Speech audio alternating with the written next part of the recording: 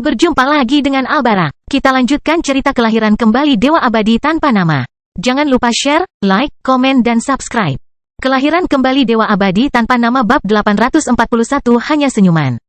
Melihat Dion mengabaikannya, Luna tidak merasa bersalah, juga tidak merasa tidak puas, bahkan dia hanya merasa itu benar. Setelah semua rasa sakit yang ditimbulkannya, fakta bahwa Dion tidak datang ke sini untuk membunuhnya secara pribadi sudah cukup memuaskan. Tapi, dia tidak bisa menahan perasaan sedih atas kenyataan bahwa kata-kata terakhir Dion kepadanya adalah terima kasih. Namun, dia mengkhianatinya pada akhirnya. Saya tahu bahwa tidak ada yang bisa saya lakukan untuk menebus hal ini kepada Anda. Namun, saya secara pribadi akan membimbing Amporae menuju reinkarnasi. Luna berkata pelan. Aku juga akan memastikan bahwa dia tidak kehilangan ingatannya, selama dia melihatmu sekali di kehidupan selanjutnya, dia akan mengingat semuanya. Setidaknya itulah hutangku padamu. Mata Dion yang mati mendongak ketika Luna mengatakan ini, menyebabkan Luna merasakan niat membunuh yang mengamuk menghantam dirinya. Namun, Luna tahu bahwa niat membunuh ini tidak ditujukan padanya, seolah-olah Dion ingin menghancurkan segala sesuatu yang ada dan menghancurkan langit. Tapi, saat mendengar perkataan Luna tentang reinkarnasi Amporae dengan ingatannya, jantungnya yang baru saja berhenti berdetak, tiba-tiba terbangun. Sebenarnya, meskipun Amporae bereinkarnasi, Dion tidak tahu bagaimana dia akan menemukannya. Faktanya, jika dia bereinkarnasi sekarang, bukankah dia akan mati atau telah melampaui era modernnya? Terlebih lagi, kosmos sangatlah besar. Setiap alam semesta yang panjang memiliki triliunan orang. Apalagi fakta bahwa zaman kuno ini memiliki jumlah orang yang hampir tak terhingga, sedangkan alam semestanya sendiri masih memiliki 10.000 orang. Menemukan Amporae dalam keadaan seperti itu adalah tugas yang bodoh. Tapi, Dion tidak lagi putus asa. Dia bukan tipe orang yang gentar dengan rintangan, jika ada jalan, dia akan menemukannya. Dia sudah lama menyerah pada orang tuanya, tapi itu hanya cara untuk menjadi dewasa baginya. Dia tidak pernah bisa menyerah pada Amporae. Bukan karena dia mencintainya lebih dari orang tuanya, tapi karena, baginya, dia adalah pendamping hidupnya. Mereka memiliki hubungan yang mendalam dan tidak dapat dijelaskan oleh Dion. Pada kenyataannya, dia memiliki hubungan yang sama dengan setiap istrinya.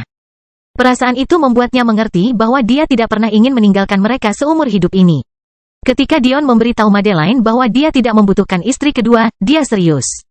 Pada saat itu, dia telah melihat begitu banyak wanita, bahkan yang cantik pun, tetapi dia tidak mengedipkan mata. Entah itu selebriti dari dunia manusianya, Delia, Ava, atau bahkan adik perempuan Evelyn. Itu bahkan tidak menyebutkan yang seperti Venus dan Tammy. Namun, dia merasa sangat puas hanya dengan Madeline. Meskipun benar Madeline jauh lebih cantik dari mereka semua, sesuatu di lubuk hati Dion mengatakan kepadanya bahwa itu tidak masalah.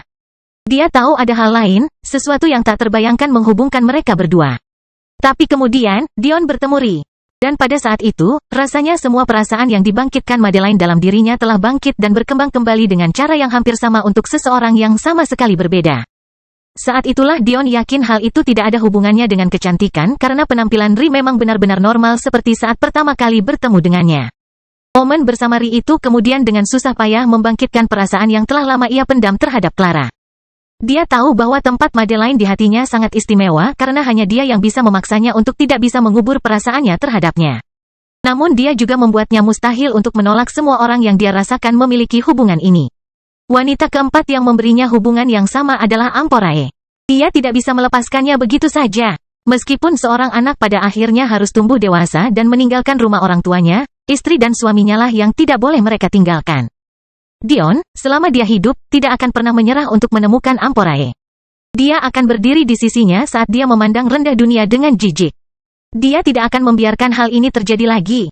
Sedangkan untuk Luna, Dion tidak tahu apakah perasaannya padanya itu nyata. Dia sangat jelas tentang fakta bahwa dia dimanipulasi. Karena itu, bisakah dia benar-benar menempatkannya di tempat yang dia sediakan untuk cinta dalam hidupnya? Faktanya, meskipun persepsinya memungkinkan dia untuk melihat niat Luna, dia bahkan tidak mengatakan sepatah kata pun untuk menghentikannya. Mungkin jauh di lubuk hatinya, dia membenci keberadaannya sama seperti dia.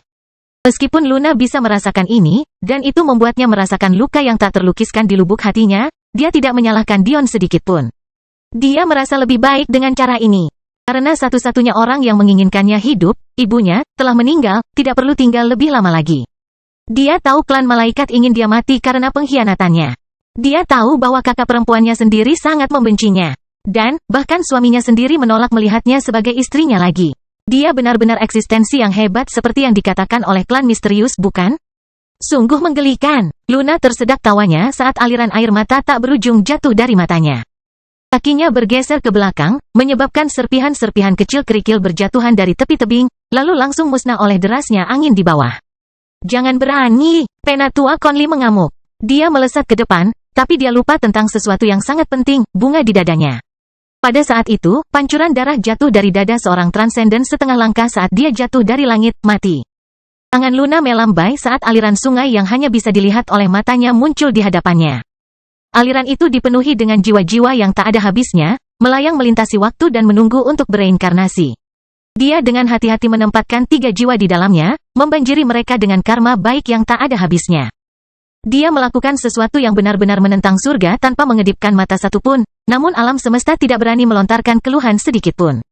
Kumpulan jiwa ibunya, Amporae, dan Laura bersarang di dalamnya, kembali ke bentuk bayi kecil yang terbungkus cahaya keemasan saat mereka terombang-ambing di sepanjang aliran reinkarnasi.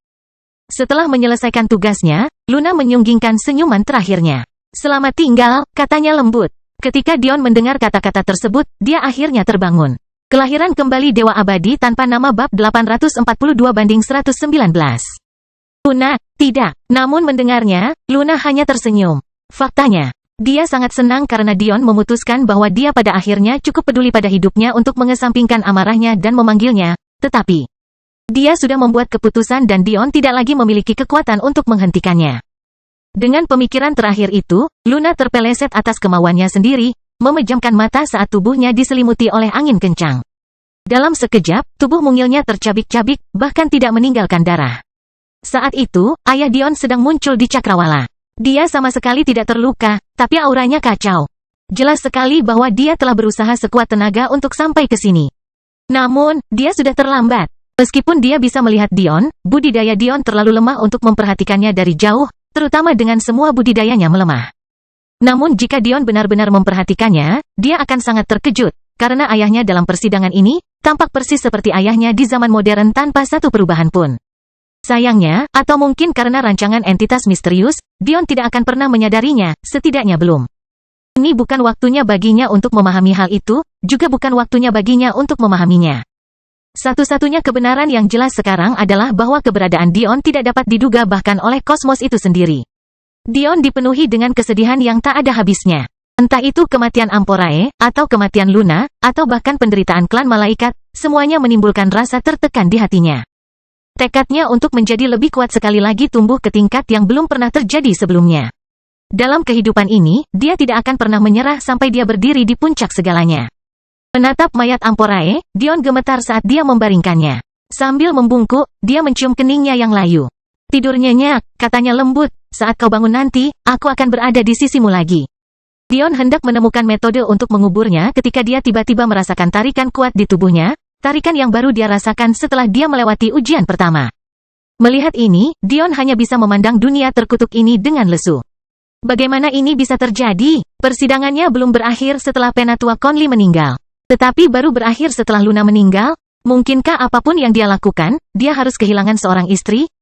Lelucon memuakkan macam apa ini? Dion meraung ke langit dengan enggan. Bahkan tidak menyadari ketika inti energi di dunia batinnya berputar dengan liar, menyerap energi primordial dari seluruh alam semesta tempat planet Heaven berada. Bakat budidaya energinya terlalu buruk untuk memulai, dan sekarang dia adalah dalam keadaan marah. Bagaimana dia bisa punya waktu untuk menyadari bahwa inti energi bertindak sendiri? Sebelum Dion dapat melakukan banyak hal, energi primordial seluruh planet Heaven Universe telah tersedot hingga kering sepenuhnya. Itu benar-benar menantang surga mengingat luasnya seluruh alam semesta adalah sesuatu yang masih belum dapat dipahami oleh Dion. Namun, satu-satunya orang yang menyadari perubahan itu adalah ayah Dion yang mendekat dengan cepat. Meski merasakan kesakitan saat melihat jenazah menantunya, ayah Dion tetap tersenyum saat melihat niat membunuh putranya menuju surga.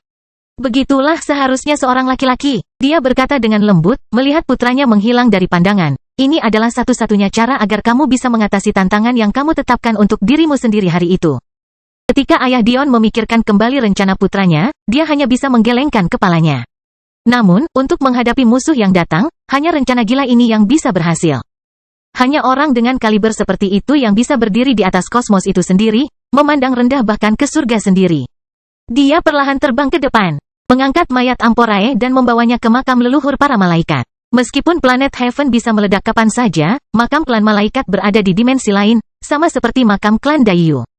Ia dengan tekun menjalani hak-hak yang selayaknya, tidak melewatkan satu langkah pun, dan menguburkan menantu perempuannya dengan penghormatan tertinggi. Setelah dia selesai, dia langsung membawa pergi anggota klan malaikat yang masih hidup. Banyak dari mereka yang terluka parah, namun karena penghalang di sekitar klan malaikat, lebih dari 90% dari jumlah mereka akan bertahan. Sedangkan bagi mereka yang telah dievakuasi sebelum pertempuran, formasi perlindungan mereka bahkan lebih kuat. Meski lebih lemah, tidak satu pun dari mereka yang meninggal. Meskipun ini juga karena mereka cukup beruntung menjadi bagian dari 3/4 planet yang selamat. Ayah Dion langsung membunuh ahli formasi Dao musuh yang masih tersisa. Tidak seperti penatua Conley yang setengah transendensinya bisa dibilang hanya lelucon dan jelas merupakan alam kosong, Ayah Dion berada pada level yang sangat berbeda. Meskipun mengeluarkan kekuatan yang jauh lebih besar daripada yang dilakukan Conley, bahkan dalam kemarahannya, tidak ada riak sedikit pun dan planet ini sama sekali tidak rusak. Klan malaikat menetap di alam semesta baru, tetapi hanya bisa menyaksikan Ayah Dion melampaui batas. Mereka akan mandiri mulai sekarang, tapi anak-anak muda seperti Maliki mengingat warisan raja muda mereka dan merasakan rasa terima kasih yang tak ada habisnya kepada raja lama mereka. Tidak dapat lagi terikat dengan dunia ini, Ayah Dion diangkat ke pesawat baru. Di lantai atas menara epistemik, sebuah ruangan yang sudah terlalu lama sunyi menjadi hidup. Di dalam ruangan itu berdiri tepat 119 patung. Di satu sisi berdiri 117. 108 di antaranya laki-laki, sedangkan 9 di antaranya perempuan. Di sisi lain hanya berdiri 2 patung. 1 laki-laki, 1 perempuan. Pada saat itu, patung laki-laki bergetar hebat, sedangkan patung perempuan yang tampak memiliki ekspresi sedih akhirnya terangkat, dan dalam sekejap dipenuhi kegembiraan. Setelah itu, ruangan menjadi sunyi seolah-olah tidak terjadi apa-apa. Namun, mereka semua sepertinya sedang menunggu sesuatu. Kelahiran kembali Dewa Abadi tanpa nama bab 843 kutukan. Jauh di luar menara epistemik, di dalam alam semesta yang damai dan tenang, banyak sekali pengrajin yang berkumpul. Ini dikenal dengan tepat sebagai kuadran Sapientia dan menempati peringkat ke-10 di antara semua kuadran yang ada. Kuadran ini benar-benar merupakan pusat pengetahuan. Setiap profesi sekunder terkemuka yang ada menemukan rumahnya di sini. Namun tidak ada keraguan bahwa jangkar paling sentral dari kuadran ini adalah Menara Sapientia, tempat perpustakaan termegah yang pernah ada ditemukan. Meskipun kuadran ini hanya berada di peringkat ke-10, namun belum tentu lebih lemah dibandingkan kuadran di atasnya. Sebenarnya, selain dari 3 kuadran teratas, tidak ada perbedaan besar antara peringkat ke-4 hingga ke-9, namun peringkat ke-10 itu istimewa. Berbeda dengan kuadran lain dalam peringkat tersebut, kuadran Sapientia tidak harus berjuang untuk mendapatkan tempatnya di menara epistemik. Sebaliknya, terdapat aturan tidak tertulis bahwa ia akan selalu tetap berada di sana terlepas dari kehebatan bela diri yang dimilikinya. Ini mungkin tampak aneh, tapi ada alasan bagus untuk itu. Keluarga Sapientia berada dalam situasi yang cukup sulit. Mereka mengejar pengetahuan, dan dengan demikian menghindari konflik. Faktanya, meskipun perang terjadi di alam semesta atau di planet tempat salah satu cabang mereka berada, mereka tidak akan ikut campur. Hal ini terjadi bahkan jika salah satu dari mereka secara tidak sengaja terjebak dalam baku tembak. Bahkan dalam kasus seperti itu, masalah ini akan terselesaikan. Selama bertahun-tahun, Sapientia perlahan-lahan membuktikan tidak hanya nilai mereka, tapi juga ketulusan mereka. Sebagai keluarga yang sama kunonya dengan keluarga yang ditemukan di 3 kuadran teratas, mereka punya banyak waktu untuk membuktikan nilai mereka. Dan meskipun beberapa rubah tua masih memandang skeptis terhadap mereka, sebagian besar, mereka diizinkan untuk bertindak. Penelitian yang mereka inginkan. Namun, seiring dengan hal ini, banyak pula peraturan tidak tertulis yang muncul. Misalnya, ketika Connery Sapientia menentang Madeline meninggalkan keluarga Sapientia untuk membantu Dion dalam perang, dia mengatakan yang sebenarnya. Jika Sapientia bisa meninggalkan keluarganya dan bergabung dengan keluarga lain, ada risiko Sapientia membawa panas buruk pada dirinya sendiri. Hal ini karena beberapa orang mungkin berpikir bahwa Sapientia secara perlahan menyusup ke keluarga sekuler sebagai persiapan untuk sebuah gerakan besar. Oleh karena itu, mereka yang menikah dengan Sapientias juga terikat untuk mengikuti aturan Sapientias. Lebih jauh lagi, jika Sapientia yang dimaksud berasal dari cabang yang cukup tinggi, maka kekasihnya terpaksa menikah dengan keluarga Sapientia. Tentu saja masih banyak aturan tidak tertulis dan tertulis seperti ini, namun sebaiknya disimpan untuk lain waktu. Hal yang paling penting di sini adalah bahwa Sapientia mempunyai perjuangannya sendiri, dan banyak yang terikat untuk mengikuti aturan ini selamanya. Jadi, apa hubungannya dengan posisi ke-10 yang mereka pegang? Ya, seringkali di dunia persilatan. Cara terbaik bagi para jenius untuk mencapai hal-hal besar adalah dengan berjuang demi hal-hal tersebut. Misalnya, peluang terbesar di alam semesta seringkali ditemukan di menara epistemik. Namun, di dalam menara itu, Anda tidak hanya harus memiliki bakat yang cukup untuk dikenali oleh kuadran Anda, dan dengan demikian diizinkan masuk, bahkan setelah Anda memasuki menara. Manfaat di dalamnya akan terbatas kecuali Anda kemudian dapat bertarung di dalamnya. Mengapa ini menjadi masalah? Nah, sebagai sebuah keluarga yang bertekad untuk tetap netral. Bagaimana mungkin Sapientia membiarkan orang-orang jeniusnya memperebutkan keuntungan? Sapientia harus tetap netral. Tapi itu juga berarti mereka harus tidak membuat marah para pemimpin generasi masa depan dari berbagai klan yang akan menjadi tempat tinggal cabang mereka. Jika ini terjadi, ketegangan akan meningkat, dan pada akhirnya, sistem yang mereka gunakan akan menjadi lebih buruk. Pembangunan selama bertahun-tahun akan hancur. Nenek moyang Sapientia memahami hal ini dengan sangat baik, sehingga mereka tahu bahwa mereka membutuhkan solusi. Di satu sisi, mereka tidak ingin menimbulkan perpecahan antara generasi muda mereka dengan klan dan sekte lain. Namun, di sisi lain, jika mereka tidak membiarkan bakatnya memperjuangkan keuntungannya sendiri, klan mereka pasti akan menurun.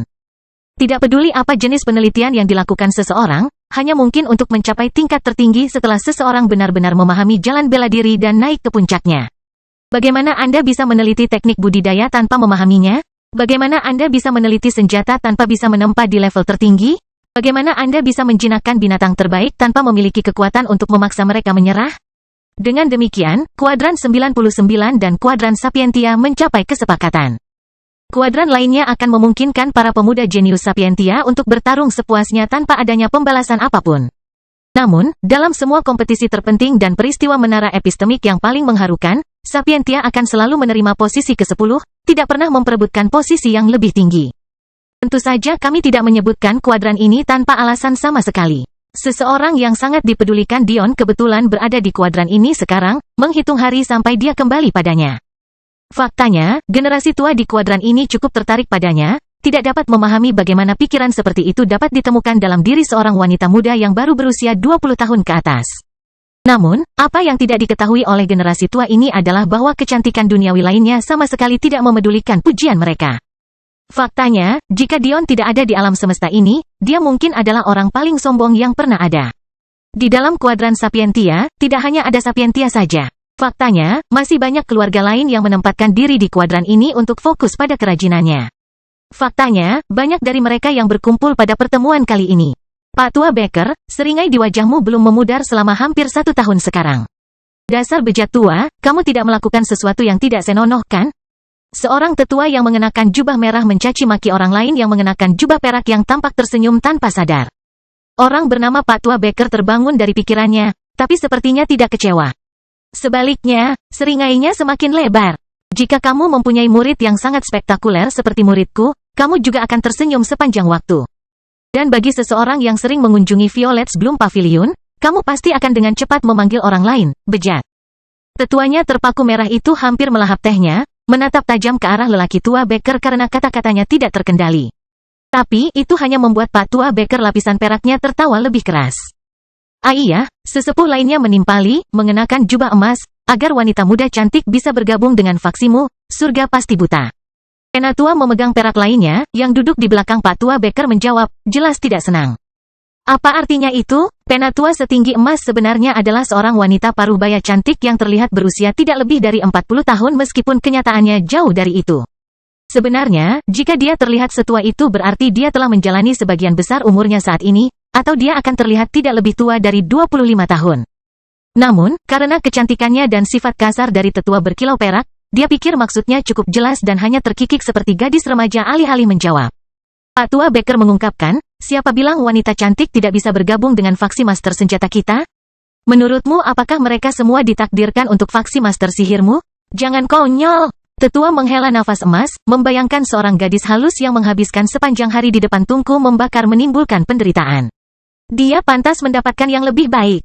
Dengan bakat jiwa, dia bisa menyatu dengan hampir semua dari kita.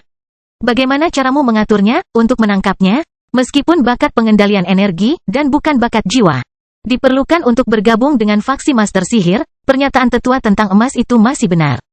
Wanita cantik ini bisa saja bergabung dengan hampir semua orang, tapi sangat jarang bagi wanita untuk bergabung dengan faksi master senjata.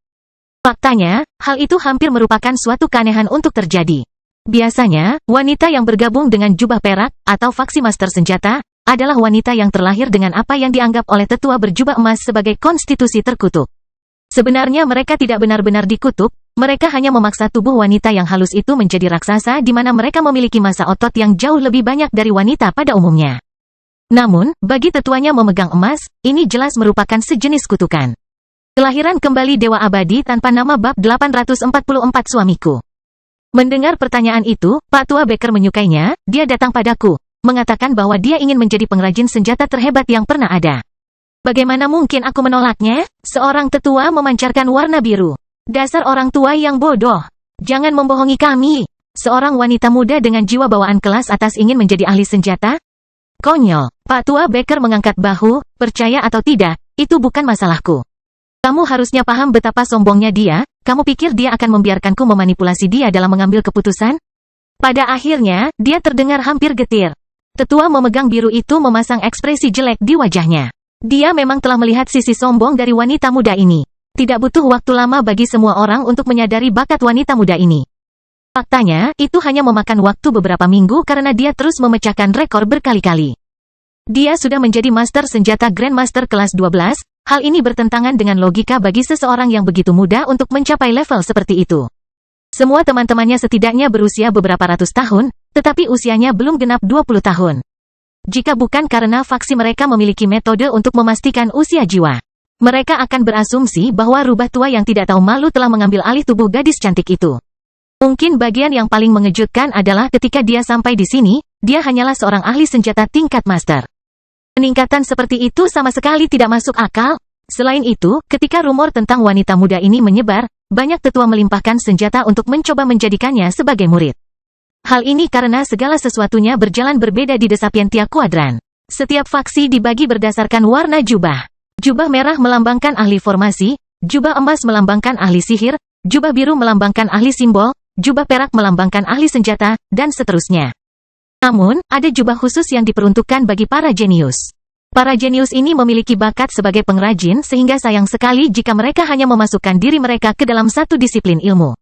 Para jenius ini seringkali mempelajari 2 disiplin ilmu sekaligus, beberapa di antaranya yang lebih hebat mempelajari 3 disiplin ilmu. Bagi mereka, jubah putih disediakan.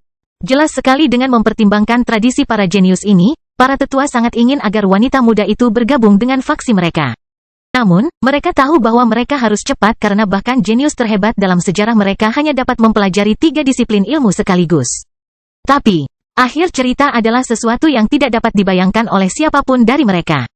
Wanita muda itu menolak semuanya. Melihat wanita muda yang tidak berniat bergabung dengan salah satu dari mereka, banyak tetua yang merasa sedih. Namun, para tetua merendahkan biru, atau alkemis, sangat dikenal karena kesombongan mereka yang sombong. Sejujurnya, tidak ada yang tahu mengapa ini terjadi. Banyak yang mengira hal itu karena peningkatan budidaya sangat bergantung pada pil. Namun, faksi lain juga sangat penting. Siapa yang tidak membutuhkan senjata? Atau formasi? Faktanya, sihir dan urat rahasia, dalam situasi tertentu, bisa lebih berguna daripada alkimia. Jadi, sebenarnya, jawaban itu hanya sekedar plester dan tidak mungkin benar sepenuhnya. Jawaban sebenarnya terletak pada konstitusi yang diperlukan untuk menjadi seorang alkemis. Meskipun master senjata dan master formasi membutuhkan sejumlah bakat jiwa, mereka masih dipandang sebagai profesi yang lebih mudah daripada menjadi seorang alkemis. Jika ahli senjata mengacaukan peralatannya, peralatan itu bisa dipalsukan kembali. Bagi seorang master formasi, itu bahkan lebih mudah karena satu-satunya hal yang hilang dari mereka adalah stamina mereka sendiri. Namun, jika seorang alkemis gagal, mereka bahkan mungkin kehilangan material senilai jutaan batu energi. Kerugian besar seperti itu, jika dihadapi terus-menerus akan menyebabkan banyak orang menjadi sedih. Pada akhirnya, hanya orang yang paling arogan dan percaya diri yang bisa mengikuti jalur alkimia sampai akhir. Selain itu, jika Anda bukan orang yang berbakat, orang tidak akan mempertimbangkan alkimia. Hal ini disebabkan karena biaya yang dikeluarkan terlalu besar. Jika kamu melakukan terlalu banyak upaya untuk memahami sesuatu, kamu akan membuat guild dan mastermu bangkrut, dan pada akhirnya, dirimu sendiri. Dan, talenta puncak manakah yang tidak sombong melebihi apa yang bisa dipercaya? Dengan semua faktor ini terakumulasi selama jutaan tahun. Akhirnya hanya individu yang paling percaya diri dan arogan yang naik ke puncak alkimia, mengakibatkan perasaan superioritas menyebar ke murid-murid yang lebih muda. Bahkan menyebabkan mereka yang bukan murid-murid yang lebih muda. Tentu saja sifatnya sombong untuk mulai terpengaruh oleh udara. Selain itu, Jelas bahwa tetua berjubah biru itu tidak senang dengan penolakan wanita muda itu, terutama karena dia sebenarnya telah merendahkan dirinya untuk pergi sendiri. Sesuatu yang menurutnya tidak pantas diterima oleh junior manapun. Sebenarnya dia mengutus muridnya dulu. Oke, mungkin dia mengutus seorang pelayan dulu, lalu muridnya, lalu dia terpaksa pergi sendiri, tidak mau ketinggalan murid seperti itu. Namun, saat dia sampai di sana secara pribadi, wanita muda itu entah bagaimana sudah marah. Ketika dia bertanya kepada muridnya apa yang terjadi, dia pura-pura tidak tahu. Tapi, setelah beberapa penyelidikan diam-diam, dia mengetahui bahwa bocah bodoh itu benar-benar merayu wanita muda itu, mengklaim bahwa karena dia adalah seorang alkemis komet kelas 1. Dia bisa merawatnya. Apa yang tidak diketahui oleh mereka sampai saat itu adalah bahwa wanita muda tersebut konon sudah menikah dan memiliki seorang suami yang dapat mengutip berkelilinglah pada alkimia menyedihkanmu. Pada awalnya, semua orang menganggap pernyataan seperti itu konyol. Lagi pula, muridnya adalah seorang jenius sekali dalam 100 tahun, dan meskipun dia bukan seorang talenta jiwa bawaan kelas atas, jiwa bawaannya masih berada di tahap peak foundation. Jadi, dengan sangat marah, wanita muda itu menantang muridnya untuk berduel alkimia demi kehormatan suaminya. Tentu saja para sesepuh senang dengan tantangan ini. Pertama, mereka semua mengira dia akan kalah. Lagi pula, pada saat itu, jiwanya baru berada di tahap peak essence, sedangkan muridnya berada di tahap peak sein. Ini bukan karena bakatnya, melainkan karena muridnya berusia hampir 1000 tahun.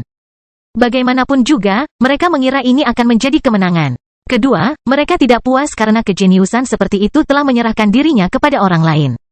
Meskipun aliansi pernikahan tidak ada gunanya di kuadran Sapientia, siapa yang akan menyukai gagasan dewi mereka yang seorang muridnya akan menikahi manusia biasa?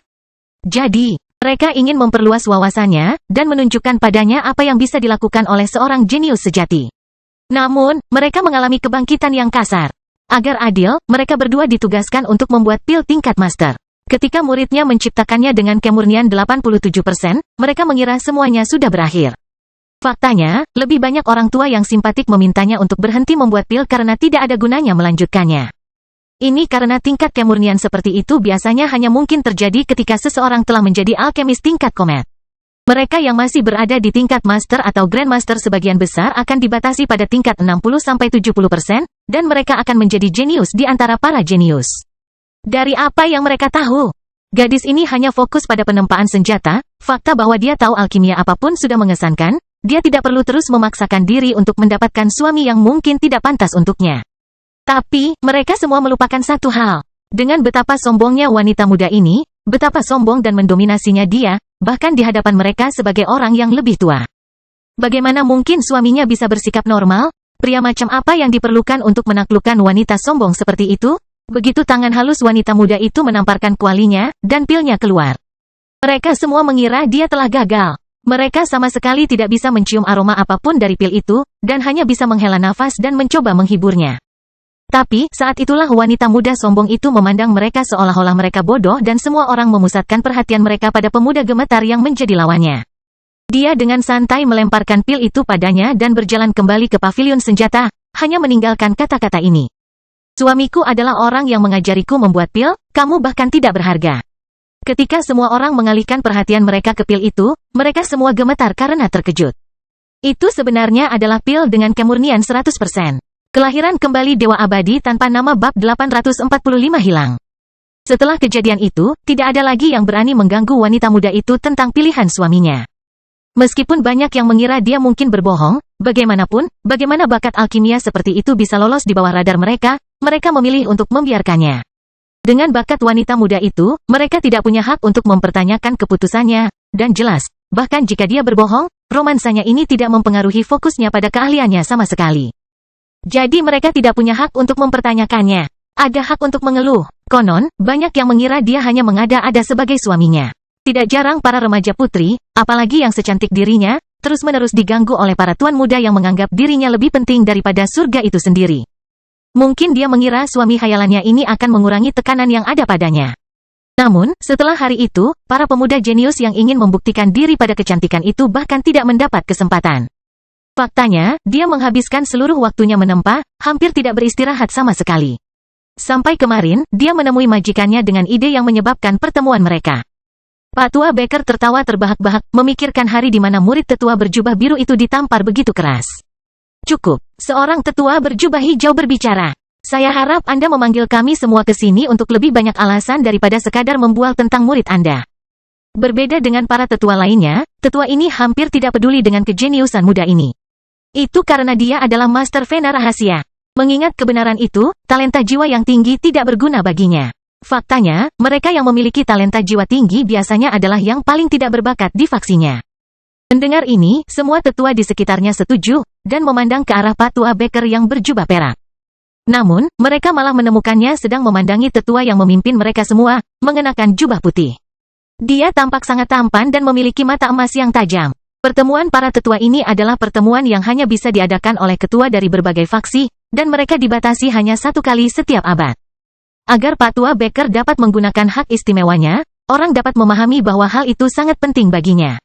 Tapi, fakta bahwa dia memandang ke arah kepala klan Sapientia saat ini membuat mereka menyadari bahwa ini bahkan lebih serius daripada yang mereka kira. Sebenarnya dia bukanlah kepala klan Sapientia yang sebenarnya, tapi seseorang yang ditunjuk untuk mengawasi pertemuan-pertemuan ini. Namun, wewenangnya bersifat mutlak. Bagaimanapun, kuadran ini adalah milik Sapientia dan merupakan tanah suci bagi pengrajin seperti mereka. Jika mereka tetap berada di klan masing-masing, mereka akan diperlakukan dengan sangat baik, tetapi mereka tidak akan pernah bisa maju. Karena ini adalah pusat pengetahuan, sumber daya, dan kekayaan, di sini mereka dapat mengambil 5 langkah untuk mendapatkan energi yang dapat diambil di tempat lain. Sapientia yang tampan tersenyum ketika perhatian semua orang tertuju padanya. Murid Penatua Baker benar-benar seorang jenius di antara para jenius. Dia menghela nafas. Jika dia belum menikah, saya akan mengundangnya untuk memilih di antara para jenius klan Sapientia untuk bergabung dengan keluarga kami. Mendengar kata-kata pujian seperti itu, para tetua di sekitarnya terkejut.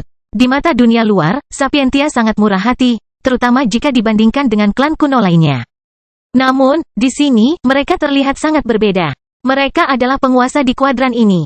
Meskipun relatif mudah untuk bergabung dengan klan cabang keluarga Sapientia, bergabung dengan keluarga utama mereka adalah hal yang belum pernah terjadi sebelumnya. Sampai kepala Sapientia ini menyarankan hal seperti itu. Pertemuan ini adalah tentang sesuatu yang lebih besar daripada yang bisa mereka bayangkan. Namun, ketika mereka mendengar dia menyebutkan status perkawinan wanita muda itu, mau tak mau mereka memasang tatapan aneh pada wajah mereka. Mereka tahu bahwa kepala Sapientia ini sebenarnya tidak peduli dengan pernikahan wanita muda itu. Yang dia pedulikan adalah kenyataan bahwa keluarga Sapientia mereka sebenarnya tidak tahu apapun tentangnya. Tidak ada yang lebih membuat marah keluarga Sapientia selain ketika mereka tidak mengetahui atau memahami sesuatu. Agar seorang jenius muncul entah dari mana, mereka tidak tahan jika tidak memahami asal-usulnya. Akan menjadi sesuatu yang berbeda jika dia berasal dari 3 kuadran teratas, lagi pula. Hanya kuadran tersebut yang tidak memiliki cabang keluarga Sapientia. Namun semua yang berasal dari ketiga kuadran tersebut memiliki garis keturunan yang sangat mudah dikenali dan akan sangat sulit untuk disembunyikan. Meski begitu, nampaknya wanita muda ini entah bagaimana telah menyumbangkan sesuatu yang membuat Sapientia benar-benar melupakan kebencian mereka padanya. Aku tidak akan membuat kalian semua dalam ketegangan. Kepala Sapientia melanjutkan. Seperti yang Anda ketahui, murid Penatua Baker telah mengasingkan diri selama hampir 1 tahun sekarang. Setelah pertarungannya dengan murid Penatua Mist, dia hampir tidak muncul. Namun, tampaknya itu karena dia sedang mengerjakan sesuatu yang akan sangat bermanfaat bagi keluarga Sapientia saya. Faktanya, jika penemuannya berfungsi seperti yang diiklankan, kontribusinya kepada keluarga Sapientia saya akan menyaingi bahkan para tetua tertinggi kita. Mata para tetua melebar, sebelum mereka semua secara tidak sengaja mengalihkan pandangan mereka ke arah tetua Baker. Tapi, yang mereka temukan hanyalah seringai lebar hingga pipinya terancam terkoyak. Namun, mereka semua merasa bahwa ini pasti berlebihan. Mungkin kepala Sapientia hanya mengatakan hal ini untuk menarik wanita muda itu ke dalam keluarganya? Percayalah kepadaku, kepala Sapientia melanjutkan, sepertinya membaca pikiran mereka. Kalau tidak sepenting ini, aku tidak akan memanggil kalian semua ke sini. Sambil tersenyum, si Penatua melanjutkan. Izinkan saya memperkenalkan kepada Anda penemuan yang akan membawa kita ke era baru, internet. Di dalam pavilion senjata The Sapientia Kuadran. Di dalam ruang penempaan mewah yang dilengkapi dengan peralatan paling murni, bersinar dalam emas dan perak, duduk seorang wanita muda dengan kecantikan yang tak dapat diungkapkan dengan kata-kata. Dia memiliki rambut hitam panjang tergerai, bersinar dengan kesehatan. Kulitnya mulus, karamel indah yang tampak hampir seperti madu manis. Matanya dingin dan tajam, warnanya biru pucat sehingga sering disalahartikan sebagai abu-abu. Saat ini, dia mengenakan jubah perak yang nyaris tidak menyembunyikan sosoknya yang sempurna. Bahkan, riak halus angin yang menyebabkan angin menyelimuti dada besarnya membuatnya semakin memikat. Sampai sekarang, jubah peraknya memiliki total 12 pita emas di lengan longgarnya, 6 pita di setiap lengan, mewakili seorang Grandmaster kelas 12. Jubah ini dikenakan pada wanita yang begitu muda. Sungguh belum pernah terjadi sebelumnya. Pita hitam untuk tingkat umum, perunggu untuk tingkat praktisi, perak untuk tingkat master, sedangkan emas untuk tingkat Grandmaster. Bakat wanita muda ini benar-benar tidak diragukan lagi. Namun, jika Dion yang mendengar cerita tentang wanita ini, dia akan tertawa terbahak-bahak. Dan jika dia ada di ruangan ini, dialah satu-satunya laki-laki yang akan dia izinkan untuk memeluknya. Faktanya, dia sangat merindukan hal seperti itu saat ini. Bagaimanapun, wanita muda ini adalah seseorang yang melihat Dion sebagai satu-satunya cinta dalam hidupnya. Clara Sacharo, tiba-tiba Clara menghela nafas, memandang sekeliling ruangan dengan tatapan mata kehilangan. Aku sudah menyelesaikan rencana kita sejak awal, tapi bagaimana kabarmu? Hampir 2 tahun lalu, Dion telah menjalankan beberapa rencana untuk membuat masa depan mereka lebih lancar. Salah satu rencana itu adalah memanfaatkan keluarga Sapientia. Meskipun keluarga Sapientia tidak menyukai gagasan tidak mengetahui sesuatu, Dion membenci gagasan bahwa satu keluarga mengendalikan semua informasi di dunia. Faktanya, hal itu membuatnya jijik. Keluarga Sapientia memiliki kekuatan yang terlalu besar. Sebenarnya siapapun yang cerdas memahami hal ini, hanya mereka yang naif yang berpikir bahwa Sapientia yang mengendalikan segalanya adalah demi kebaikan semua orang. Sebenarnya, Dion tidak bisa terlalu menyalahkan mereka. Faktanya adalah Sapientia memainkan peran mereka sebagai sarjana yang tidak bersalah dengan sangat baik. Namun, Dion tidak membelinya. Dalam gaya khas Dion, dia memiliki lebih dari sekedar perasaan sederhana untuk diungkapkan. Faktanya, buktinya adalah alam semesta miliknya sendiri. Bertahun-tahun yang lalu, perang yang belum pernah terjadi sebelumnya mengguncang kuadran rusa langit, menyebabkan posisi mereka sebagai kuadran nomor 1 runtuh. Akibat perang ini, informasi tentang menara epistemik kuadran mereka hilang sama sekali. Kelahiran kembali Dewa Abadi tanpa nama bab 846 Dewa di antara manusia. Di permukaan, ini sangat masuk akal.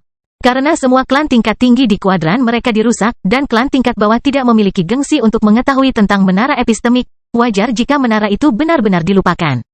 Namun, ada satu masalah besar dengan ini. Bagaimana dengan keluarga Sapientia? Mungkinkah mereka bahkan tidak tahu di mana letak menara epistemik kuadran mereka? Karena Sapientia tidak diperbolehkan berpartisipasi dalam perang. Mereka seharusnya aman dari konfrontasi dengan suasana netral. Meskipun mereka benar-benar musnah, semua cabang Sapientia masih terhubung. Sesuatu yang sama pentingnya dengan lokasi menara epistemik pasti akan diumumkan, tanpa diragukan lagi.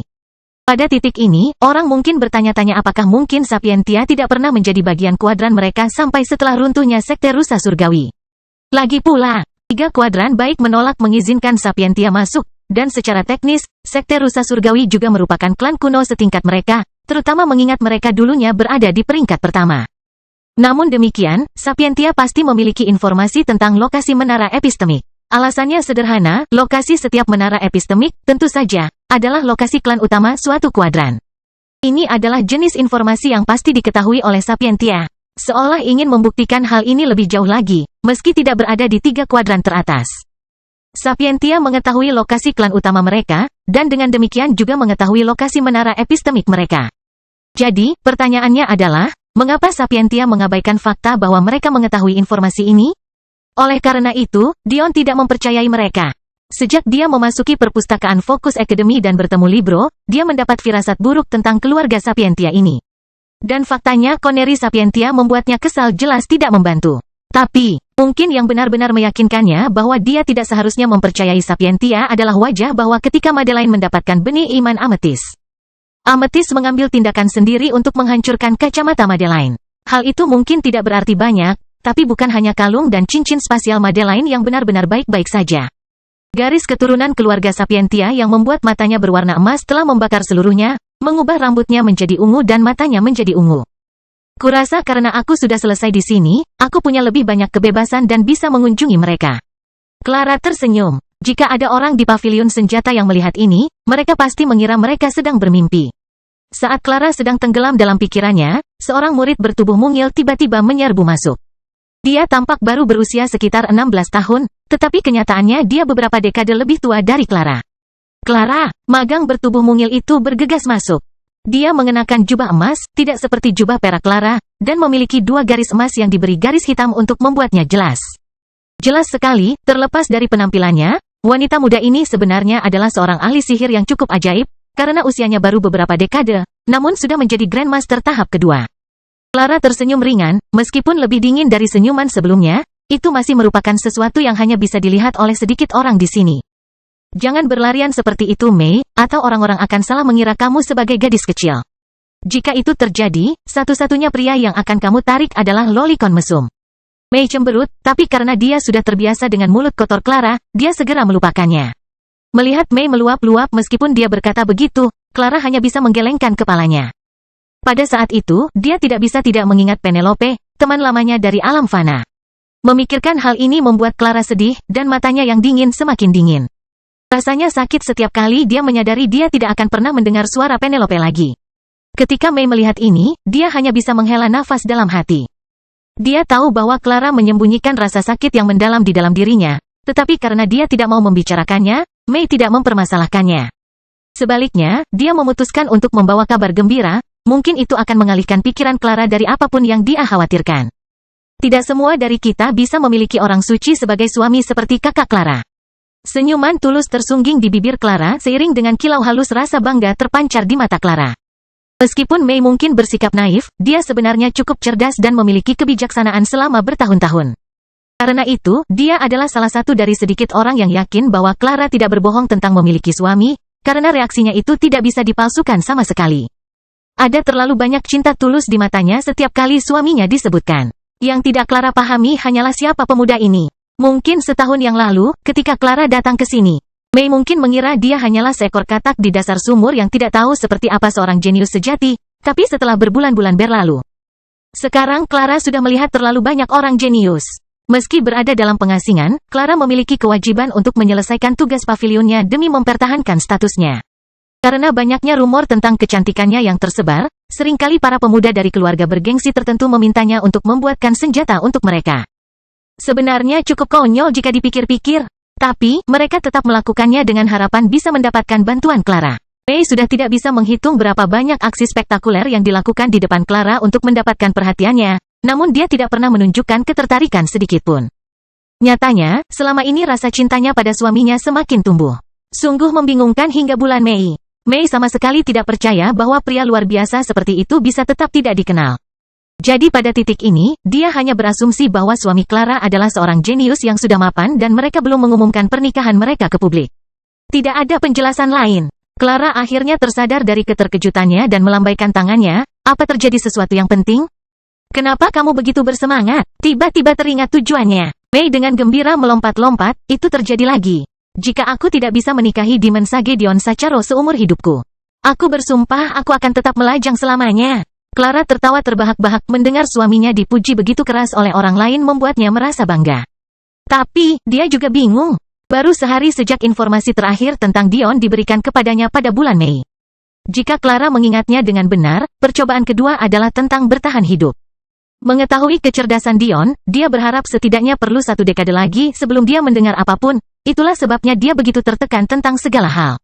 Karena sifat dari percobaan kedua, aliran waktu di dalamnya berbeda, praktis 10:1. Rekor kelangsungan hidup saat ini adalah 97 tahun, 244 hari, 14 jam, 48 menit, dan 13 detik. Itu sekitar 1 dekade. Jadi, apa artinya ada informasi tentang Dion dalam sehari? Tidak, sebenarnya, itu kurang dari sehari. Apa yang sedang terjadi? Melihat kebingungan Clara, Mei semakin bersemangat, namun ia kemudian menahannya. Aku tahu dadamu lebih besar dari dadaku, tapi kamu pasti tidak bisa melawanku demi Dionku. Mei berkata dengan tegas. Aku menelepon Dib. Clara terkikik, tapi dia masih mengangguk. Oke, ceritakan padaku apa yang terjadi. Aku tidak berada di sini sepanjang hari karena aku sedang rapat dengan Tuan. Ingat janjimu, kata Mei, jelas merasa nyaman dengan dirinya sendiri. Jika kamu bisa mempercayainya, dia hanya menghabiskan 1 hari di dalam persidangan kedua, namun namanya masih ditempatkan di urutan pertama. Ekspresi ketidakpercayaan tersebar di wajah Clara. Tapi, jam berapa namanya? Mei bertepuk tangan gembira, tidak ada waktu sama sekali. Untuk pertama kalinya dalam sejarah persidangan kedua, semuanya telah diselesaikan sepenuhnya. Demon Sage Dion Sacharo ini adalah dewa di antara manusia. Saat Clara terkejut, berita itu bergema di seluruh kosmos. Bahkan menyebabkan kuadran dalam 10 besar mulai menganggap serius Dion Sacharo ini. Kelahiran kembali Dewa Abadi tanpa nama bab 847 orang baik. Setelah 1 kali finish di posisi 1 luar biasa, meskipun mengejutkan, terutama mengingat margin kemenangan, perpindahan posisi pertama dalam satu peringkat jarang terjadi. Namun tidak sampai menjadi benar-benar mengejutkan. Seringkali, ada seorang jenius yang unggul dalam satu aspek tertentu dari terobosan, dan karena itu sangat cocok untuk melewati ujian tertentu. Dengan demikian, mereka mungkin berhasil di satu peringkat, namun tidak mendapat tempat di peringkat lain. Hanya para jenius sejati yang mendapat peringkat baik di setidaknya 3 peringkat. Seperti mereka yang menempati peringkat kelipatan pertama. Itu belum pernah terjadi sebelumnya dalam sejarah menara epistemik. Meski begitu, mungkin bisa diterima jika margin kemenangan masih masuk akal, tapi dalam kedua kasus tersebut, Dion benar-benar menghapus rekor tersebut. Pada peringkat pertama, dia adalah orang pertama yang memperoleh penyelesaian sempurna, dengan penyelesaian dalam waktu 10 tahun atau kurang. Namun, Dion melakukannya dalam waktu kurang dari 2. Di peringkat kedua, dia menyelesaikan uji coba yang belum pernah diselesaikan siapapun sebelumnya. Mungkin yang lain sudah mendekatinya, tapi meski begitu, mereka membutuhkan waktu puluhan tahun di dunia percobaan kedua untuk melakukannya. Namun, Dion telah melakukan apa yang tidak dapat mereka lakukan dalam 7 hari. Parahnya lagi, jika yang mengikuti konferensi ingat dengan benar, hari ke-7 adalah hari penyerangan pasukan lawan. Artinya Dion menunggu mereka menyerang, sebelum mereka dalam 1 hari. Konsep konyol macam apa itu? Jika semua ini tidak cukup mengejutkan, pemuda ini tidak termasuk dalam 10 kuadran teratas. Faktanya, dia berasal dari kuadran yang menempati peringkat paling bawah selama beberapa ribu tahun terakhir. Mereka biasanya tidak akan mengetahui hal ini. Tetapi hal itu sudah terlalu jelas sekarang. Setiap kali nama Dion naik peringkat, kuadran rusa surgawi juga ikut naik peringkat. Sebelumnya sempat naik dari peringkat 100 menjadi 81. Namun kini langsung menempati peringkat ke-67. Apa yang tidak diketahui oleh semua orang adalah bahwa dalam beberapa tahun ke depan, angka tersebut akan terus meningkat ke tingkat yang menggelikan. Ini karena para jenderal iblis masih menjalani uji coba mereka sendiri. Selain itu, Ri, Madeline, dan Clara belum mengambil milik mereka. Di dalam dunia dalam menara epistemik, di puncak lantai suci, terdapat sebuah istana bermandikan salju putih dan terbuat dari mutiara yang berdiri tegak. Gerbang putihnya hampir membutakan orang yang melihatnya. Sementara pahatan esnya memiliki kemampuan yang menjadikan ruangan itu seperti dunia lain. Ini adalah wilayah para jenius keluarga muda salju, anggota klan Kitsune, dan dari kuadran peringkat ke-30. Itu juga merupakan tempat di mana Alexandria Sacharo tinggal saat ini. Sama seperti banyak kuadran yang lebih lemah, kuadran peringkat ke-30 tidak dimonopoli dan dengan demikian dimiliki oleh 2 klan pembangkit tenaga listrik. Klan Kitsune dan klan Shruti. Mereka telah menjadi musuh selama bertahun-tahun, namun kadang-kadang mereka masih bekerja sama dalam hal keamanan kuadran mereka secara keseluruhan. Ini karena jika mereka tidak bekerja sama, mereka tidak akan memiliki kekuatan yang seharusnya dimiliki oleh kuadran peringkat ke-30. Konon, jika klan Kitsune saja yang diperhitungkan, mereka masih memiliki kekuatan kuadran dengan peringkat sekitar 40-an hingga 50-an. Ini karena saat peringkat Anda naik, kekuatan mereka akan tumbuh secara eksponensial. Inilah sebabnya meskipun finish pertama dan pertama Dion membuatnya naik 19 peringkat, finish kedua dan pertama hanya menaikkan kuadrannya sebanyak 14 peringkat. Di dalam ruangan istana duduk seorang wanita cantik dari dunia lain mengenakan jubah putih. Rambut biru keperakannya tergerai lembut di punggungnya, tapi matanya tertutup pelindung buram. Meski matanya tertutup, segala sesuatu mulai dari lekuk halus bibirnya, hingga ujung hidungnya yang menggemaskan, dan pipinya yang ramping, mencapai kesempurnaan tertinggi. Di belakangnya, 10 ekor yang memancarkan aura putih bersih berbaring dengan tenang, hanya sesekali bergerak halus dan Ri duduk bermeditasi. Tiba-tiba, kalung di lehernya bersinar. Itu halus, tapi Ri bisa merasakannya dengan jelas. Setelah beberapa saat, Ri yang tenang tersenyum cerah sebelum menghilang dan dia kembali bermeditasi. Keganasan di matanya yang tersembunyi semakin meningkat. Sama seperti 2 saudara perempuan angkatnya, Madeline Sacharo juga memulai petualangannya sendiri, memasuki kuadran peringkat keempat dan bergabung dengan sekte Flaming Lily. Kuadran ini terkenal dengan budidaya apinya dan dikabarkan bahwa api asal emas juga tersembunyi di dalam wilayahnya.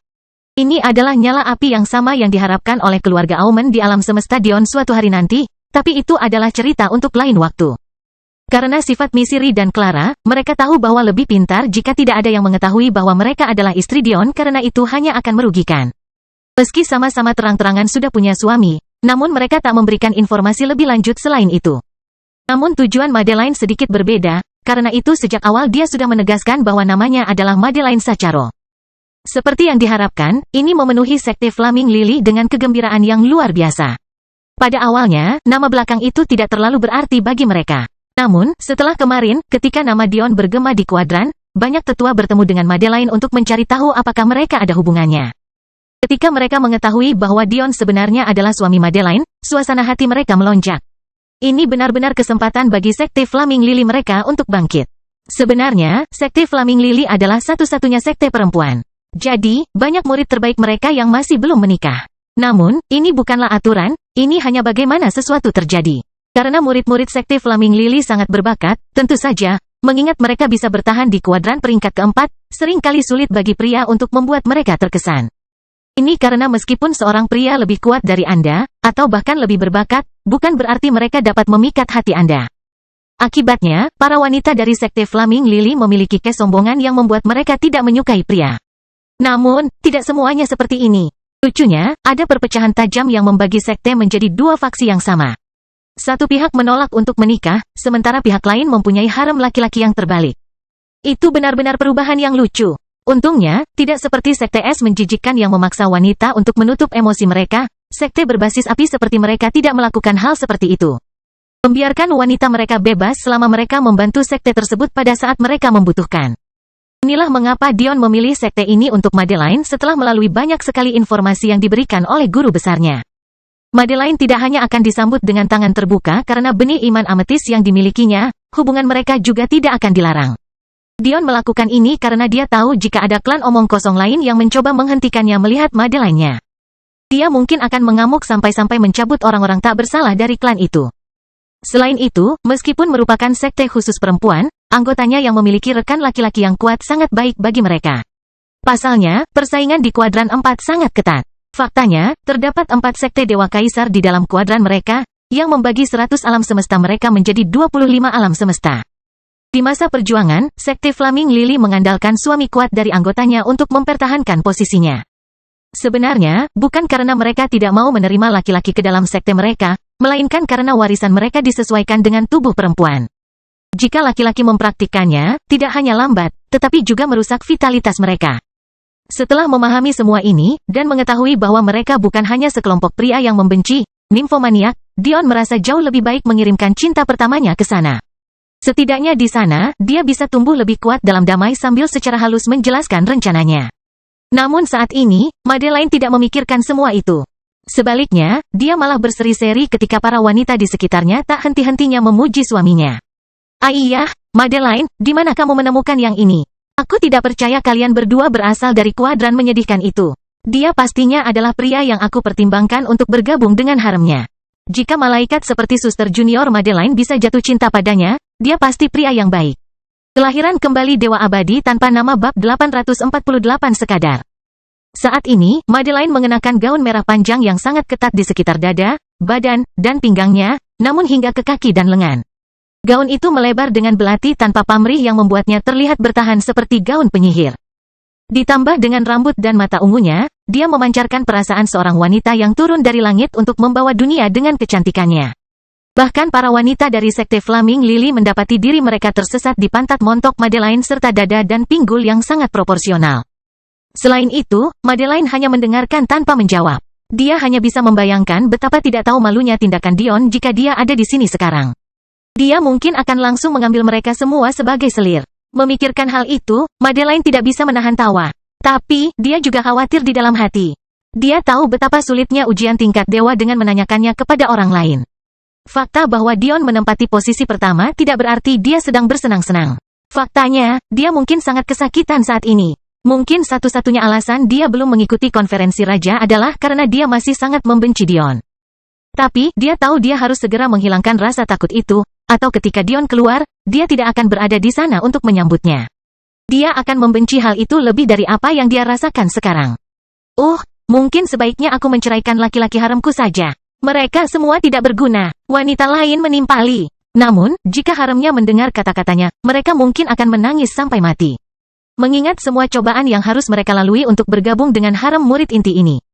Mereka yakin bahwa mereka berada di persentil terbaik manusia dalam seluruh keberadaannya, dan sekarang mereka entah bagaimana menjadi tidak berguna. Itu terlalu tinggi. Kalian semua mengatakan hal-hal yang tidak penting, wanita lain menimpali, meluncur di samping Madeline dan dengan gembira meraba-raba dadanya, beritahu kami Madi kecil. Seberapa baik dia di tempat tidur? Suasana hati Madeline yang berseri-seri tiba-tiba menjadi penuh rasa malu. Pipinya memerah lebih merah daripada gaunnya saat dia melarikan diri, sama sekali mengabaikan suara cekikikan di sekitarnya saat dia melarikan diri. Madeline menghilang dalam kilatan api ungu, muncul di balik pintu dan memeluk dadanya yang besar saat dia mengatur napas.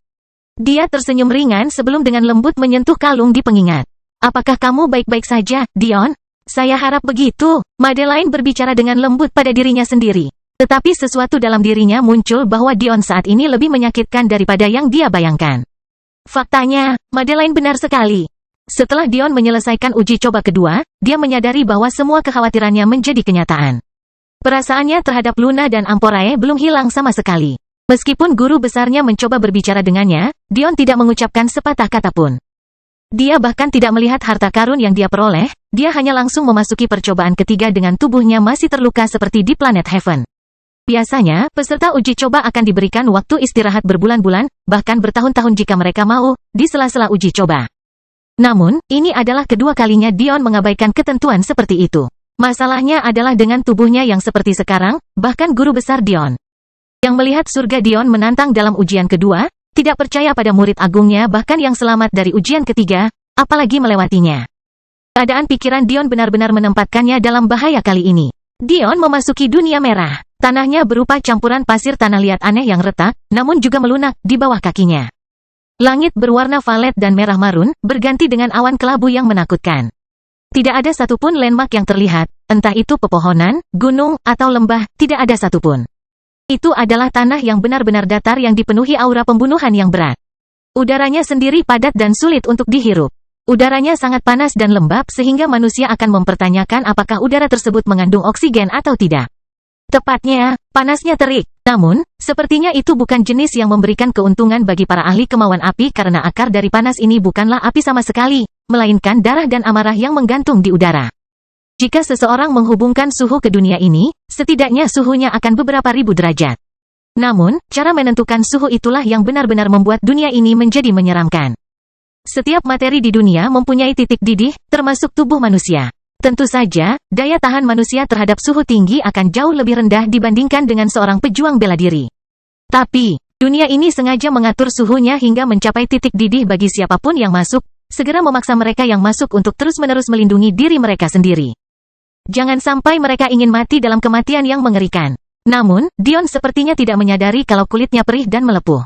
Bahkan matanya tampak meleleh karena panas yang luar biasa, namun dia tidak bergeming sama sekali. Pada titik ini, kulit Dion masih tipis dan tidak sehat, dan banyak organ dalamnya yang masih belum pulih sepenuhnya. Fakta bahwa dia berdiri pada saat ini adalah bukti kekuatan kemauan dan tubuhnya. Bukan karena Dion kehilangan semua alasannya. Faktanya, dia mungkin berpikir lebih jernih daripada yang pernah dia lakukan seumur hidupnya. Hanya saja dia tidak punya keinginan untuk bersantai lebih lama lagi. Dia disiksa dengan rasa bersalah dan rendah diri sehingga sesuatu yang sederhana dan naluriah seperti melindungi dirinya sendiri adalah konsep yang asing baginya. Pada saat itu, tanpa persetujuan Dion, energi primordial di dalam dunia batin Dion mulai keluar dan meresap ke dalam tubuhnya, menyebabkan kulit dan matanya yang meleleh sembuh. Bahkan ketika ini terjadi, suhu percobaan ketiga sekali lagi meningkat, sangat cocok dengan peningkatan kekuatan tubuh Dion. Itu bertahap, tapi jelas tidak luput dari ketajaman akal sehat Dion. Tiba-tiba, rak senjata muncul, membentang puluhan mil ke segala arah di depan Dion. Setiap senjata berwarna coklat dan hitam menjijikkan yang hampir membuatnya terlihat kotor dan berkarat. Rak itu sendiri menyimpan senjata dari segala jenis dan ukuran. Jelas sekali bahwa langkah pertama dari uji coba ini adalah memilih senjata. Dion melihat sekeliling. Sejujurnya, dia tidak merasa ingin memilih senjata, tapi sepertinya dia juga tidak bisa melanjutkan sampai dia melakukannya. Jadi, dia memilih senjata pertama yang dia lihat karena dia tahu betul bahwa bagi pengguna satu-satunya jenis senjata hukum tertinggi yang ada, senjata apapun akan terasa sangat nyaman baginya. Memilih pedang besar acak dengan panjang sekitar 7 kaki dan lebar hampir 3 kaki, dengan bilah tebal dan tumpul, dan pegangan yang tingginya setengahnya. Dion mengayunkannya tanpa alasan yang masuk akal saat raknya menghilang. Itu lebih pendek dan tidak terlalu mendominasi dibandingkan harta karun klan Apuh, tapi sayangnya, Dion juga tidak bisa menggunakan senjatanya sendiri dalam uji coba ini, atau dia akan memanggil Raja Naga. Dion memejamkan mata, seolah menghilang ke pemandangan. Namun, pikirannya dipenuhi amarah yang tak terkendali. Sesaat kemudian, suara langkah kaki besar yang mendekati Dion bergema di seluruh dunia yang tadinya tenang dan sunyi. Ketika Dion membuka matanya untuk melihat apa itu, mau tak mau mereka menyempit. seekor badak besar berlapis baja sedang mendekatinya. Namun, meski terlihat mengintimidasi, dengan persepsi Dion, ia dapat melihat bahwa kekuatan bertarungnya hanya pada level dasar keempat atau kelima. Apakah ini seharusnya menjadi percobaan? Atau apakah itu seharusnya hanya lelucon? Saat itulah Dion menyadari sesuatu yang membuatnya malu karena tidak menyadarinya sebelumnya. Aura di dunia ini tidak hanya berfungsi sebagai panas yang luar biasa, tetapi juga mengunci penanaman energi. Sejujurnya, Dion tidak bisa disalahkan karena tidak menyadarinya. Lagi pula, kultivasinya sendiri telah lama dikurung, jadi dia sudah sangat terbiasa. Hal lain yang Dion perhatikan adalah sarungnya terasa sangat berat di tangan, tetapi beratnya hanya sekitar 50 jin atau lebih. Beban sebesar itu seharusnya tidak lebih dari sekadar leluconnya. Setidaknya harus 10.000 kali lipat beratnya sebelum dia mulai merasa tidak nyaman. Itu hanya berarti satu hal, meskipun budidaya tubuhnya tidak tertutup, itu sangat ditekan. Namun, entah bagaimana caranya, ia tetap mempertahankan tingkat ketangguhan aslinya, atau dia tidak akan pernah mampu menangani tingkat panas ini, sungguh aneh. Namun ada satu hal yang jelas. Jelas mereka ingin Dion melawan badak ini dengan kekuatan seorang ahli tahap dasar. Kelahiran kembali Dewa Abadi tanpa nama bab 849 lebih keras. Apa yang Dion tidak ketahui adalah bahwa di dunia luar, orang-orang bernapas lega. Bagi mereka, meskipun dua uji coba pertama sebagian besar mengandalkan kecerdasan seseorang, uji coba ketiga sepenuhnya didasarkan pada kecakapan bertarung dan bersumpah. Binatang dunia persilatan selalu lebih kuat daripada manusia pada tingkat budidaya mereka karena tubuh mereka sangat kuat dan perlindungan mereka hampir tidak dapat ditembus oleh orang-orang di sekitar tingkat mereka. Jadi, meskipun banyak yang mengejutkan dengan kinerja Dion di dua uji coba pertama, mereka mengira dia akan mendapatkan hasil yang biasa-biasa saja di uji coba ketiga dan keempat. Ini karena hasil yang biasa-biasa saja di uji coba ketiga menjamin hasil yang buruk di uji coba keempat karena keduanya terhubung. Namun percobaan kelima, banyak yang memilih untuk tidak mengaktifkan karena memperlambat yang mempercepat tulang belakang mereka ketika mereka melakukannya. Konon, tidak ada yang percaya bahwa seorang jenius seperti Dion akan mati dalam ujian tersebut. Tidak peduli betapa biasnya mereka terhadap klan dan diri mereka sendiri, mereka tidak bodoh. Siapapun yang bisa menempati posisi pertama dalam uji coba apapun adalah seorang jenius di antara para jenius, mereka tidak akan mati dalam uji coba. Jadi, semua orang tidak sabar menunggu hari ketika Demon Sage Dion Sacharo keluar dari uji coba kelima. Para jenius yang telah dia turunkan peringkatnya memiliki niat bertarung yang tinggi dan karena itu, mereka memperkuat lebih keras dari sebelumnya. Sementara para penonton tidak bisa menahan diri untuk tidak melihatnya dengan penuh semangat.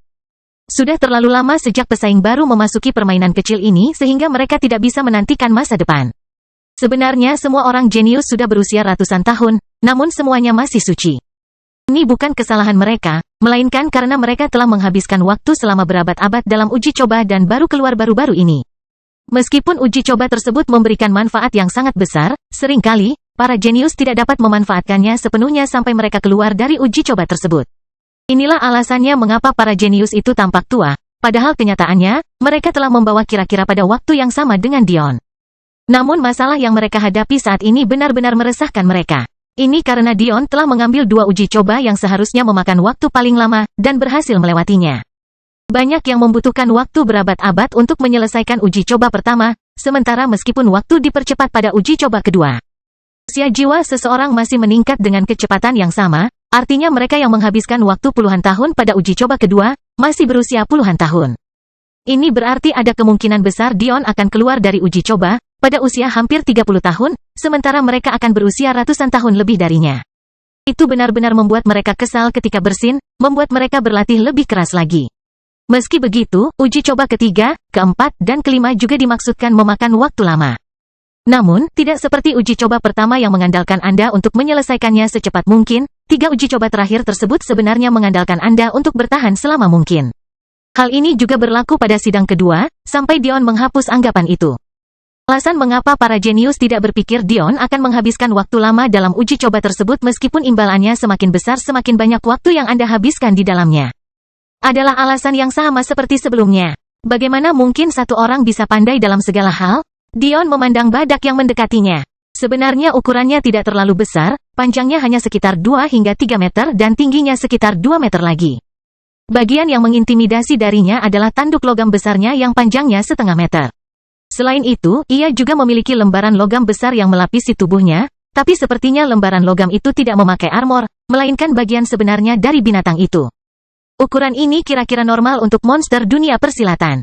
Karena sifat alam semesta Dion dan bagaimana semua vitalitasnya dicuri oleh entitas di pusatnya, meskipun Dion tidak mengetahuinya, sulit untuk menghasilkan binatang bela diri.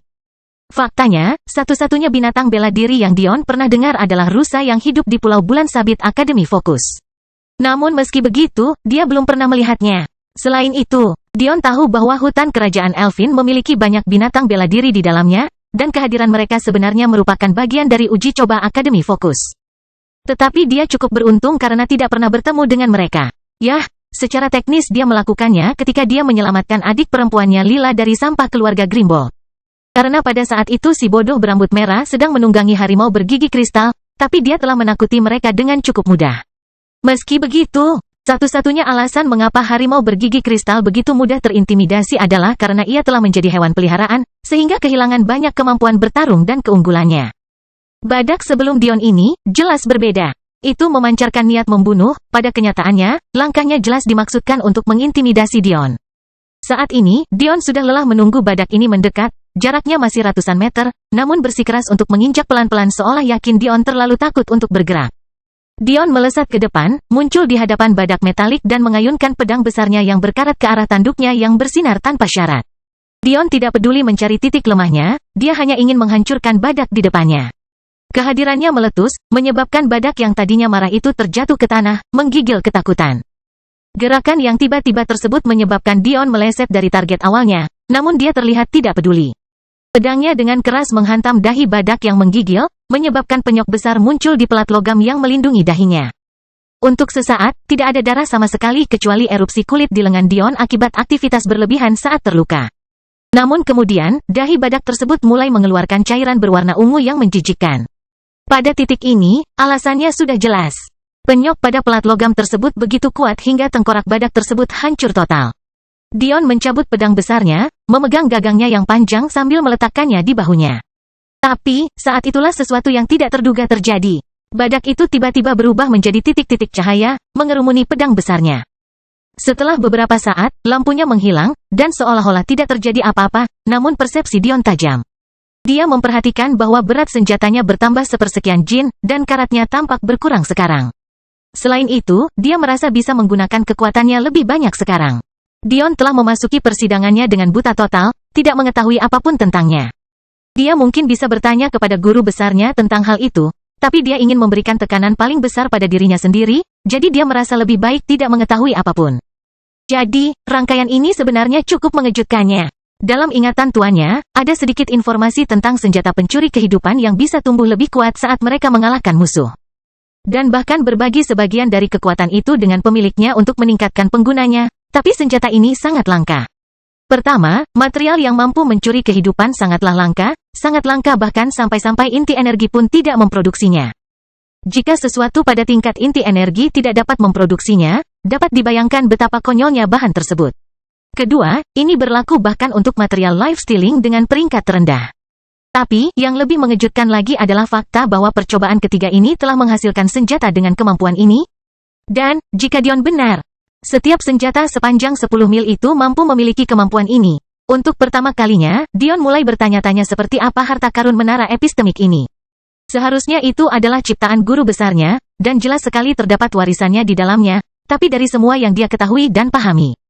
Kapan pemilik warisan itu pernah meletakkan tekniknya sendiri di lantai paling bawah? Secara logika, bukankah warisan guru besarnya seharusnya berada di lantai paling atas? Dion ingat pertama kali dia masuk ke menara epistemik. Dia menemukan sebuah ruangan bundar dengan 10 pintu di sekeliling tepinya, ditambah dengan patung emas yang bergerak aneh di tengahnya. Menurut guru besarnya, ruangan itu menyimpan 5 warisannya, masing-masing memiliki 2 pintu masuk. Pada pandangan pertama, hal itu tidak tampak aneh sama sekali, tetapi semakin Dion memikirkannya, semakin aneh dia menemukannya. Dan ketika dia memikirkan tentang bagaimana entitas itu dianggap sebagai murid kedua guru besarnya, Dion hanya menemukan segalanya menjadi lebih aneh. Saat Dion hampir tenggelam dalam pikirannya, 2 badak metalik muncul, masuk ke dalam pikirannya dengan ganas. Meskipun Dion tahu bahwa monster bela diri ini hanya bisa dianggap sebagai monster bumi, dia tahu bahwa tidak hanya masih ada lagi yang harus dihadapi, aura mereka juga sedikit lebih kuat. Rupanya cobaan ini akan semakin sulit seiring berjalannya waktu. Kelahiran kembali Dewa Abadi tanpa nama bab 850 gelombang keempat. Pada saat ini, 4 sosok berkumpul di sebuah ruangan. Salah satunya adalah seorang anak laki-laki yang cukup kurus yang entah bagaimana tingginya masih hampir 7 kaki. Namun memiliki vitalitas yang bergetar di sekelilingnya yang membuat ukurannya yang tampaknya tidak proporsional sangat enak dipandang. Dia saat ini sedang rajin membaca buku tentang tumbuhan seolah-olah itu adalah hal yang paling menarik di dunia, dan dia terkadang menggerakkan tangannya, menyebabkan ilusi tanaman muncul di udara sebelum menghilang dan memberi jalan ke gambar berikutnya. Duduk di samping pemuda ini adalah kecantikan dunia lain yang hanya bisa ditandingi oleh istri Dion. Dia memiliki ciri-ciri yang lengkap dan kulit zaitun yang indah.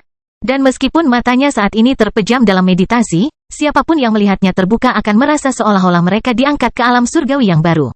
Di seberang keduanya ada 2 anak kecil. Salah satunya adalah seorang gadis kecil cantik peri. Dia memiliki mata yang besar dan berkilau yang tampak seperti diukir dari berlian merah muda, bersama dengan rambut panjang berwarna merah muda perak yang mencapai bagian belakang lututnya. Yang lainnya adalah seorang bocah laki-laki yang memiliki sisi gelap dalam dirinya, namun setiap kali dia melihat ketiga orang di sekitarnya, entah kenapa dia akan menekan tombol dan menunjukkan lembut dan penuh kasih. Jelas dia sangat peduli pada 3 orang di sekitarnya, tapi sepertinya dia juga sangat merindukan beberapa orang. Keempatnya jelas adalah Ellie, Delia, Lila dan Zaire, 4 individu yang sangat dekat dengan Dion. Selama 2 tahun terakhir, mereka tetap berada di dalam menara epistemik karena tidak aman bagi mereka untuk keluar. Meskipun Delia dan Ellie ingin membantu rencana Dion, Ellie selalu dalam bahaya diculik, jadi ini adalah tempat teramannya. Selain itu, Delia tidak mau meninggalkannya sendirian, jadi dia tetap tinggal. Sedangkan Lila dan Zaire, mereka masih terlalu muda, oleh karena itu mereka juga tetap bertahan. Namun, sebentar lagi Zaire akan berulang tahun lagi, jadi semuanya akan berubah. Dia sebenarnya baru mencapai usia 4 tahun, tapi dalam usia manusia. Dia akan berumur 10 tahun karena dia sengaja menghitung waktu yang dia habiskan di dalam monsternya agar dia selalu tepat 1 tahun lebih tua dari Lila sehingga mereka bisa tumbuh dewasa bersama. Tiba-tiba, sebuah suara memenuhi pikiran mereka. Apakah kamu siap, Zaire kecil? Kepala kecil Zaire mengangguk dengan kedewasaan yang jauh melampaui usianya. Dia selalu berusaha meniru kakaknya, jadi Zaire menjadi dewasa dengan kecepatan yang dipaksakan Dion. Lila kecil, kamu akan pergi bersamanya. Dion menemukan tempat yang cocok untukmu, jadi kalian berdua bisa saling menjaga. Kesedihan Lila digantikan oleh kegembiraan yang jelas. Dia tidak ingin meninggalkan sisi Zaire karena dia tidak tahan membayangkan kehilangan 2 kakak laki-lakinya, tapi sepertinya dia tidak perlu melakukannya sekarang. Jika orang lain mengetahui kemana tujuan Lila dan Zaire, mereka akan terkejut. Tapi, itu adalah satu-satunya tempat yang Dion kirim Zaire ke. Kuadran peringkat kedua. Tempat yang ingin dia kembalikan demi nama mendiang ayahnya, Tanah Drago Kilin. Adapun bagaimana Lila kecil akan menemukan tempat di kuadran yang begitu buas, itu adalah cerita untuk lain waktu. Dion diam-diam memperhatikan 2 badak metalik itu mendekat. Dia bertanya-tanya kapan monster bela diri yang mampu memberinya tekanan akan muncul, karena jika keadaan terus seperti ini, kehadirannya tidak akan pernah menembus level kaisar. Apa yang Dion tidak ketahui adalah bahwa pada saat ini, bahkan kehadiran tingkat raja pun sulit didapat, apalagi kehadiran tingkat raja puncak seperti miliknya. Kenyataannya adalah bahwa kehadiran hanya dapat dikembangkan secara perlahan selama ribuan tahun. Hanya saja mengambil keperawanan Luna memberikan jalan pintas yang belum pernah terjadi sebelumnya bagi Dion. Dan, sejauh yang diketahui Dion, Luna mungkin satu-satunya wanita yang mampu meningkatkan seni bela diri dengan cara itu. Bahkan bisa dikatakan keuntungan mengambil keperawanan Luna jauh melebihi keuntungan wanita lain yang pernah ditemui Dion. Kehadiran hanya merujuk pada kemampuan seseorang untuk mengintimidasi orang lain. Semakin dekat kehadiran seseorang dengan yang lain, semakin kecil pengaruh kehadiran Anda. Kehadiran dibagi menjadi 2 kelas utama. Kelas pertama dikenal sebagai kelas bangsawan, sedangkan kelas kedua dikenal sebagai kelas penguasa. Kelas nobel terdiri dari 4 tingkatan, termasuk Viscount, Earl, Marquis dan Duke. Ada juga tingkat kelima, yang dikenal sebagai peringkat baroni, tetapi pengaruhnya sangat kecil sehingga menara epistemik tidak menguji peringkatnya. Peringkat baron terendah seringkali hanya disebabkan oleh kepercayaan diri dan aura. Itu adalah tipe kehadiran yang membuat orang biasa mengerti bahwa kamu adalah keturunan bangsawan. Itu hanya efektif pada individu yang berkemauan lemah dan tidak memiliki banyak aspirasi dalam hidup. Bahkan orang biasa yang ingin mencapai kesuksesan di kemudian hari akan dapat mengabaikan kehadiran baron. Di mana kehadiran mulai menjadi sah adalah ketika ia berpindah ke jajaran Viscount. Tidak lagi menjadi bangsawan terendah, Viscount memiliki kemampuan untuk memberikan tekanan pada sebagian besar bangsawan. Namun, seperti peringkat kelas bangsawan lainnya, itu sama sekali tidak efektif melawan mereka yang lebih kuat darimu mengingat individu tersebut memiliki kecerdasan. Misalnya, seorang Fiskon akan dapat dengan mudah melakukan intimidasi samar terhadap monster bela diri bumi karena kecerdasan mereka hanya sedikit lebih baik daripada monster pada umumnya. Hal ini akan terjadi bahkan jika monster bela diri bumi lebih kuat dari Fiskon. Namun, melawan binatang tingkat surga, intimidasi ini tidak akan ada gunanya. Karena binatang bela diri surga mendekati tingkat kecerdasan manusia, mereka tidak akan takut dengan taktik intimidasi kecil jika mereka lebih kuat dari lawan sebelum mereka. Mereka akan cukup cerdas untuk memisahkan potensi individu dengan kekuatan mereka saat ini, dan bertindak sesuai dengan itu. Hal ini secara konsisten merupakan kebenaran bagi para Fiskon, Earl, dan Marquis, sementara Duke berada dalam kelas semu mereka sendiri, yang mewujudkan beberapa keuntungan menjadi seorang raja namun tidak benar-benar menjadi seorang raja. Artinya, jika ada yang berasumsi bahwa kehadiran hanyalah intimidasi belaka, Anda salah. Lagi pula, melawan makhluk cerdas seperti manusia. Apa gunanya intimidasi bagi Anda jika mereka sadar bahwa mereka lebih kuat dari Anda? Dalam hal ini, kehadiran juga mampu meredam kekuatan bertarung lawan. Terutama dalam kasus di mana kehadiran yang lebih lemah mencoba dengan bodohnya menggunakan kemampuan kecil mereka saat menghadapi kehadiran yang jauh lebih besar. Selain itu, kehadiran mampu menumbuhkan Dao Heart yang kokoh. Hal ini membuat jalan kultivasi menjadi lebih mulus dan juga membuat serangan terhadap Will selama masa kesengsaraan jauh lebih mudah untuk ditahan. Ketika pejuang bela diri menyadari hal ini, dan menyadari betapa sulitnya untuk berkultivasi, banyak tindakan balasan diciptakan, meskipun sangat sedikit yang seefektif bentuk kehadiran yang sebenarnya. Tindakan balasan yang paling efektif adalah skala kebalikan dari naga tingkat tinggi. Ini karena jiwa naga adalah satu dari sedikit hal di alam semesta yang mampu menandingi kehadiran. Konon, mereka yang menggunakan metode ini berusaha semaksimal mungkin untuk menyembunyikannya, jangan sampai mereka merasakan kemarahan kuadran peringkat kedua dengan kekuatan penuh. Namun, jumlah timbangan terbalik naga di pasar gelap tidak dapat disembunyikan. Efek dari kehadiran terlalu menghancurkan bagi kerajaan yang kuat untuk membiarkan diri mereka sendiri dan anak-anak mereka tanpa perlindungan. Namun, keluarga yang lebih berkuasa mengandalkan metode yang lebih boros. Ini karena meskipun kuadran yang relatif lemah mungkin diabaikan oleh wilayah Dragokilin, mereka pasti tidak akan diabaikan.